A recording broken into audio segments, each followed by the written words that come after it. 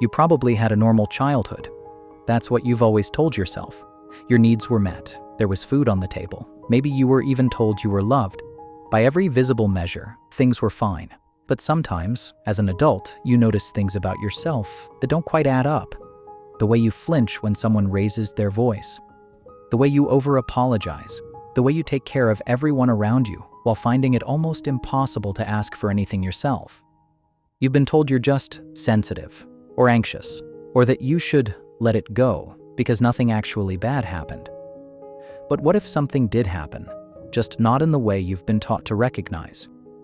Psychologist Lindsay Gibson coined the term emotionally immature parents to describe a specific kind of childhood. Not abusive, not neglectful in the obvious ways, but emotionally inconsistent, self-focused, unable to truly meet a child's emotional needs, even while meeting all the physical ones. If you grew up this way, you might not have the vocabulary for it yet, but your body remembers, and it's been showing the signs your whole adult life. Here are 4 of them. Sign 1. You parent your parents instead of the other way around. Even now, as an adult, you are the one who manages their emotions. You soften your news so it doesn't upset them. You suppress your problems because they couldn't handle hearing them. You comfort them through their stress. You apologize when they get reactive. You learned very early that you had to be the stable one. That being a child wasn't an option because there wasn't an adult emotionally available to be the parent. So you became one, for yourself, and often for them. Sign 2. You don't actually know what you feel. When someone asks how you are, you have to think about it. Not because the answer is complicated, but because you genuinely don't know. You were never taught to identify your own emotions.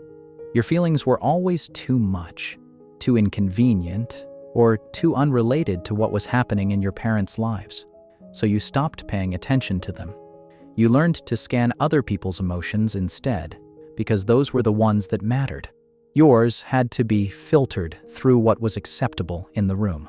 Now, as an adult, you can read everyone else's mood in seconds, but your own emotional life is a foreign country. Sign 3. Asking for help feels like a betrayal. You can give endlessly. You can show up for people in crisis. You can listen for hours. But the moment you need something, actual support, actual help, actual care, something inside you locks up. The words won't come. You'd rather struggle alone than make someone else uncomfortable with your need. This isn't independence. This is what you learned.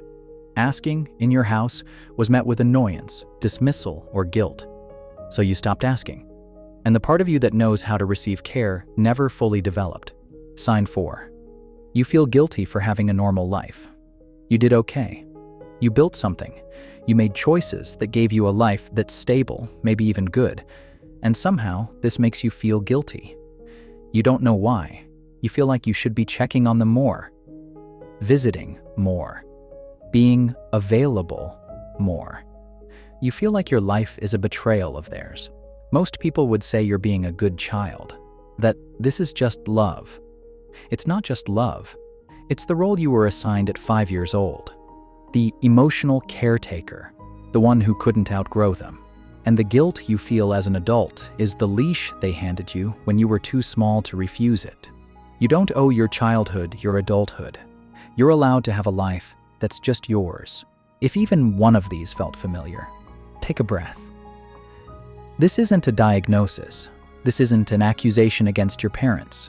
It's just, finally, a vocabulary for things you've felt your whole life without being able to name them. You weren't too sensitive.